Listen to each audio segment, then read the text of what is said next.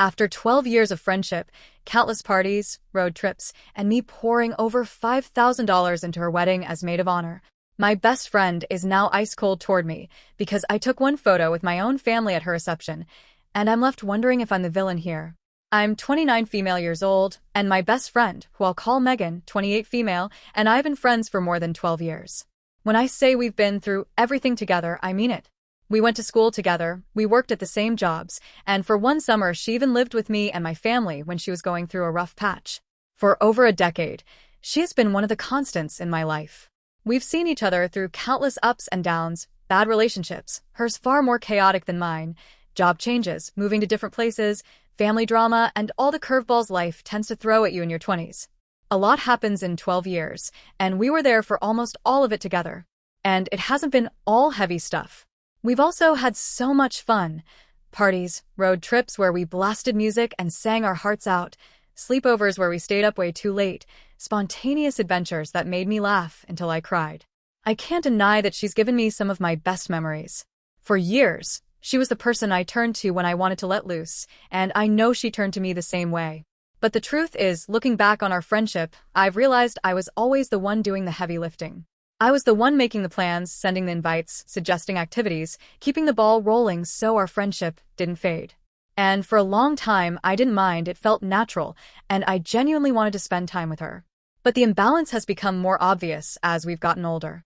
One thing that really stands out is that after she moved out of her parents' place, I never once got an invite to her apartment. Not once in 3.5 years. That might sound small, but it hurt more than I realized at the time. She lived over an hour away, and I would have made the drive happily, but she never asked me to. It felt like she didn't want me in her space, which was confusing because of how close we'd been for so long. Another big factor is drinking. A lot of our friendship revolves around alcohol. Don't get me wrong, I like to drink, I like to go out and have fun, but I've always had more control over it. For me, drinking has always been part of an activity, not the activity. But for her, drinking is the centerpiece.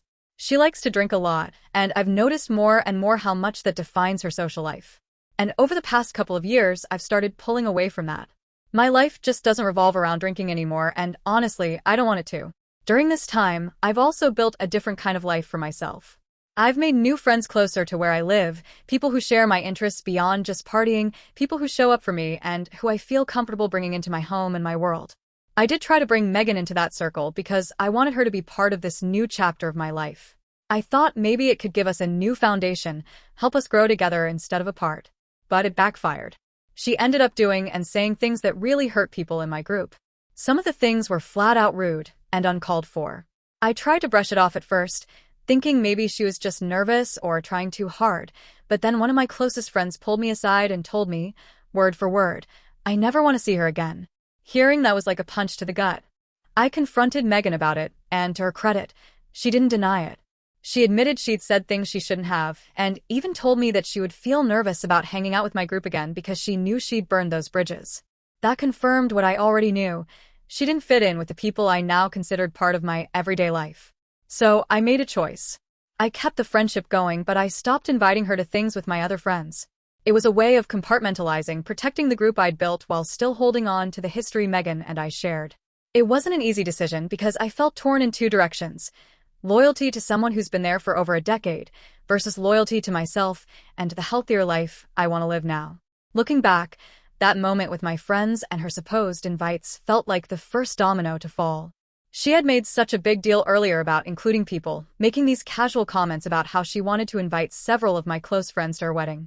I thought maybe it was her way of making peace after the rocky history between her and my group. But as the months went on, nobody received an invitation.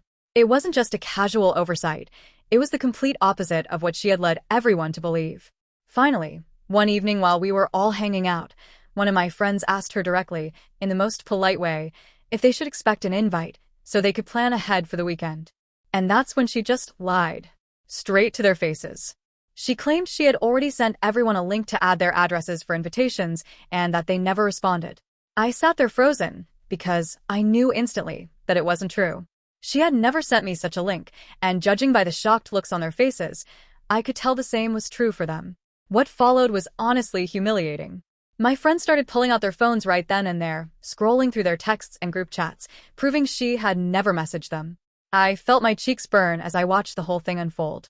It wasn't just that she had lied, it was that she did it so casually, so easily, like it was nothing. I felt embarrassed for them, embarrassed for her, but mostly embarrassed for myself, because I had vouched for her character more times than I could count over the years.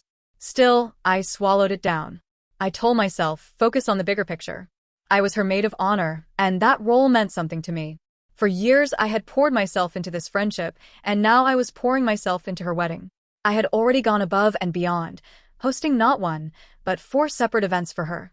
The engagement party, the bridal shower, and 2 bachelorette parties, because one apparently wasn't enough.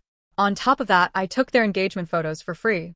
Every step of the way, I threw myself into making sure her engagement season was everything she wanted it to be. Between all the decorations, food, venues, gifts, and travel, I probably spent over $5,000. And the thing is, I didn't mind. I offered. I wanted to give her those experiences. I didn't complain. I didn't keep a tally in front of her face, and I never once asked for help or reimbursement. But what hurt wasn't the money, it was the way I constantly felt underappreciated. At both bachelorette parties, she got so drunk she turned into a complete disaster. Crying, throwing up, passing out, and then spending the next day hungover and miserable. Instead of celebrating with her, I ended up feeling like I was babysitting an adult who should have been capable of holding herself together. By the time the actual wedding day rolled around, I told myself it would all be worth it. And, to be fair, it really was a beautiful day. Everything looked perfect. I worked hard behind the scenes to make sure things ran smoothly, helping coordinate schedules and vendors, making sure she didn't have to stress. I was proud of how the day came together. It was also really meaningful to have my family there. She had always been close with them, close enough to call my parents mom and dad, and even to call my grandparents grandma and grandpa. For years, she had been woven into my family's milestones. Seeing my parents, my siblings, and their partners, and my grandparents all sitting there felt like a reflection of just how much space she'd taken up in my life, and how much I'd welcomed her into it.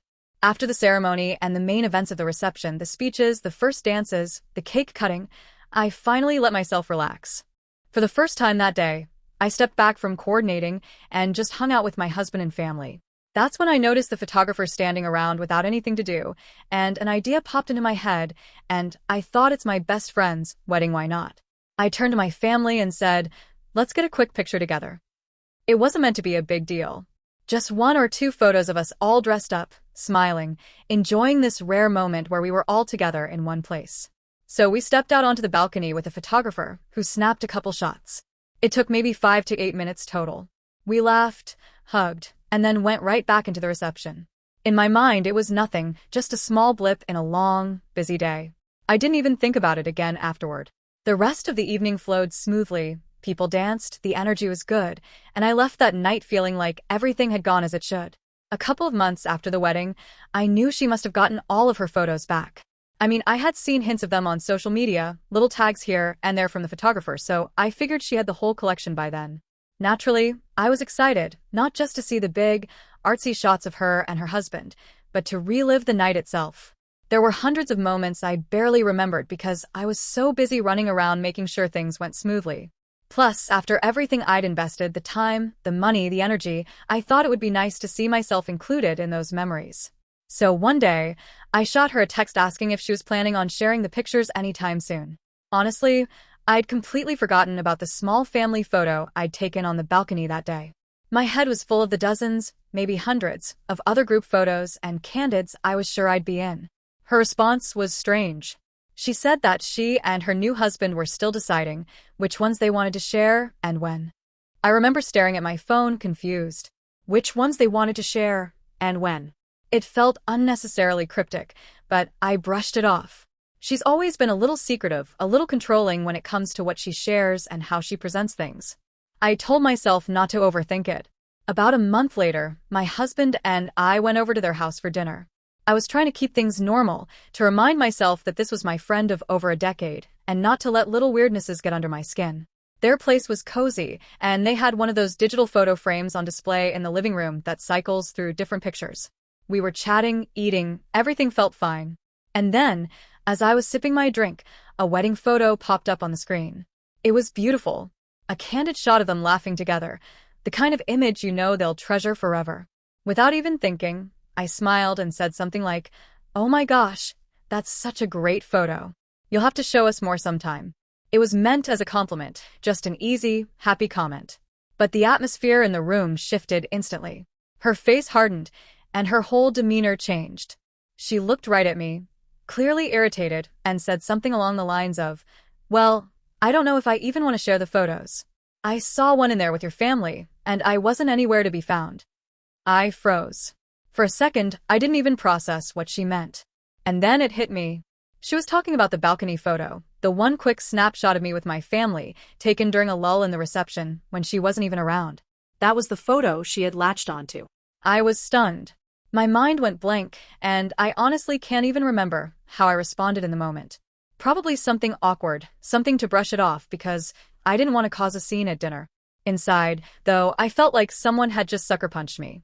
After everything I had done for her wedding, all the time, all the money, all the sacrifices, that was what she fixated on? A single photo of me with my family? Later, I told my mom and my grandma what she'd said to me.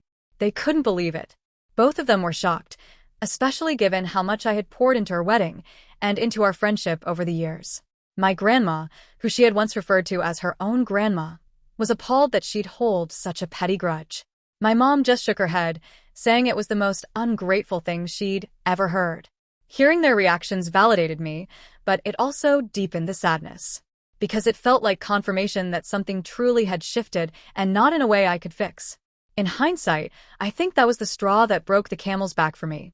It was the moment I realized that no matter how much effort I put into this friendship, no matter how much love or energy I poured in, it was never going to be enough for her. Instead of being grateful, or even just happy with what she had, she found reasons to pick apart and be bitter. After that night, things started to fizzle. We texted less. We didn't make plans. I stopped putting in all the effort I always had, and tellingly, she didn't pick up the slack. Our friendship, one I had carried on my back for over a decade, quietly began to wither. I never confronted her about how hurt I was, and she never asked why I had pulled away. It was like neither of us wanted to say the words out loud, so we just let it die in silence. When I talk to my family or my close friends about it, they're all firmly on my side. They remind me of everything I did, of how much I gave, and how unreasonable and ungrateful she was. And deep down, I know they're right. But they're biased, of course. They love me. So sometimes I find myself second-guessing, replaying it in my head late at night, wondering if I'm missing something. Did I do something wrong? Did I push her away somehow? Am I the horrible one? I don't hold resentment, at least not the kind that festers. But I do still think about it. I think about the way a 12-year friendship, one that had seen us through so much, unraveled over something so small and yet so telling. It eats at me that she could throw away all that history, all that loyalty, over a single photo that didn't even involve her. I tell myself I don't regret letting the friendship go. And mostly I don't. But sometimes I catch myself scrolling back through old pictures of us, remembering the good times, and I wonder how it all went so wrong. I may not hold resentment in my heart, but I'm a Scorpio, so of course, I replay it, analyze it, and think about it more than I probably should. Because at the end of the day, I just want to know, am I really the villain here for doing the things and making moves as per I like, or should I have acted like according to her, and keep the things go as she wanted? I think after 12 years of being her loyal friend, being with her in her goods and bads, ups and downs, breakups and patch-ups, didn't I deserve a single photo with my own family? Also, she didn't have to make a big issue out of it, and I have given a lot in my friendship. I am not the one going to her asking for forgiveness, and all I man, it's just a photo. Who makes an issue out of it? May she was always small-minded, I just didn't know? Or did I finally wake up to the fact that I was investing in someone who never valued me the way I valued her?